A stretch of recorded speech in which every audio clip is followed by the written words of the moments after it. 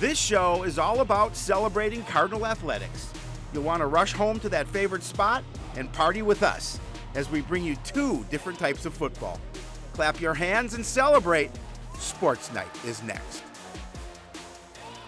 Hello, everyone. Welcome to Sportsnight. I'm Joe Young. And I'm Howie Shapiro. We got a quick one tonight. Yeah, it's short but sweet. Yes, sweet. There's something that a lot of people have been waiting for. We'll get to that later in the show, but we start where we always do with the football team.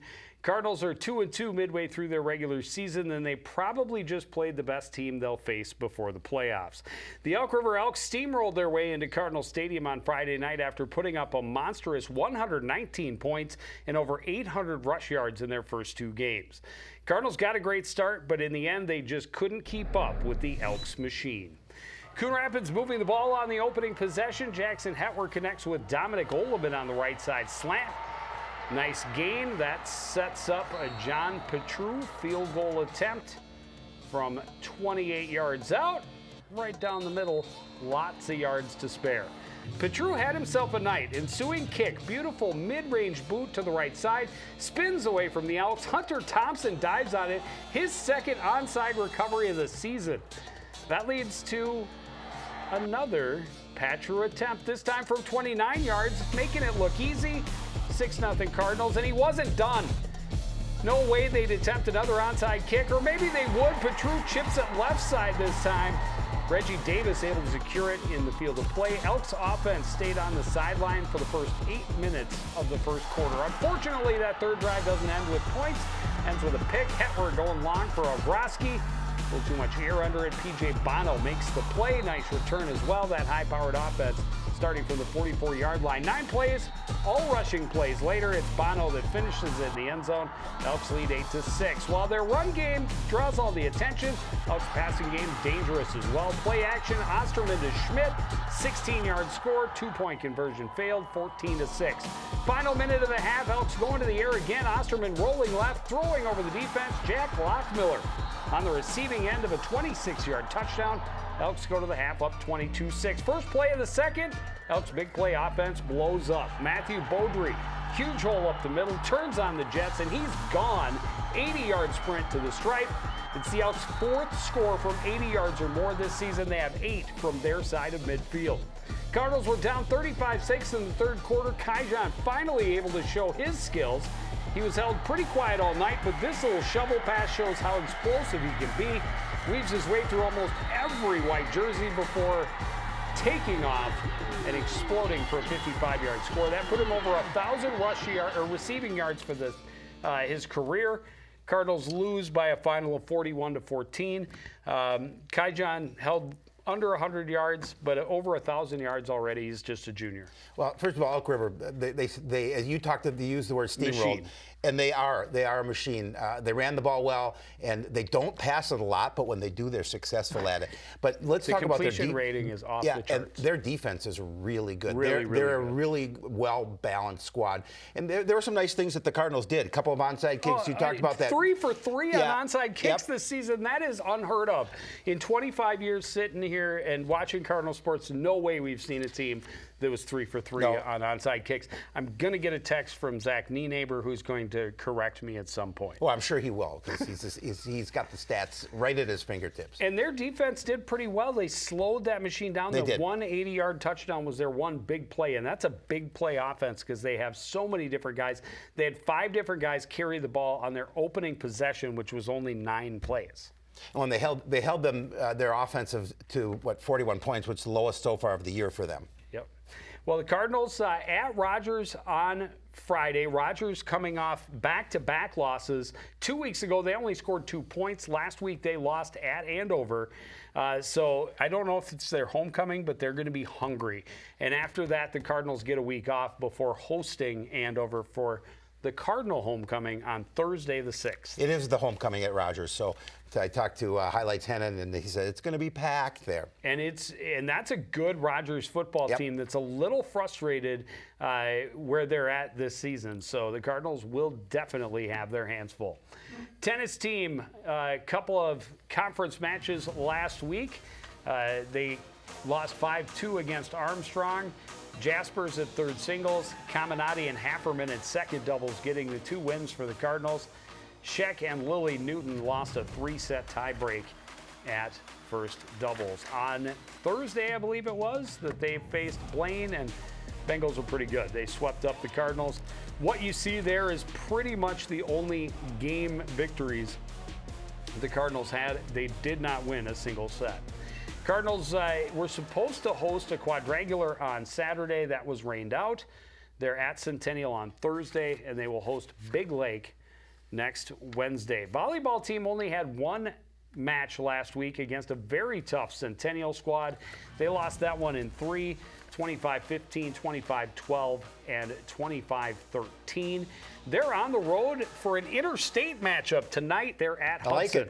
I like it. Not too far drive, just right over the border. That's right. A different kind of border battle, and then they're back home on Wednesday when they host Maple Grove, who is always a very tough competitor. Swimming and diving had the week off last week. They host Champlin Park, and Howie, I'll be there. And then on Saturday, it's the Maroon and Gold invite down at the University of Minnesota. And Howie's favorite cross-country event all season long. He waits and he waits and he watched. I saw him. He had a bowl of cereal. He had his computer. He had his computer there watching the live stats as they came in. Yep. The boys cross-country team finishing in 11th place, so that's right about the middle of the pack. It's a big event. A good finish for Peyton Martinek in 33rd place. Aaron Casey finished in 55th. And there you see Casey, Demmer, Norquist all very close in their times, all within 8 seconds of one another. And Q was the final place for the Cardinals in 64th. On the girls' side, 12th place, so right about the same. Ruby Demmer finished in 26th place. Stella Bone, who's also a pretty decent soccer player and netminder, was there and finished second for the Cardinals in 78th place. Legree behind her, and then Bierman and Lily McKenzie finishing 107th and 108th. Upcoming, another huge event for the cross-country teams. They are taking part in the Roy Griak invite down at, I believe it's at the Les Bolstad golf course down on the University of Minnesota campus. And that's a huge event. Those that do not take part in Friday's Griak invite will instead be at the Mustang invite on Saturday over in Mounds View. Everybody will compete at the Osseo invite next week. Soccer teams both having a tough start to the season. The boys soccer didn't have a very good week last week. No, they did not. They played against Anoka on the road and lost 3-0. The struggling woes continuing. Luke Rising playing well, but a little busier than he would like to be on most nights. On Friday, they played against Blaine and only lost 2-0. Blaine, one of the top teams in the Northwest Suburban. So hanging right there with them, but that means only 1 goal through their first 6 games and an 0-6 start. Yeah, it's a tough way to start. Well, the Cardinals started this week needing a spark in a road game against another struggling opponent to give them a great opportunity.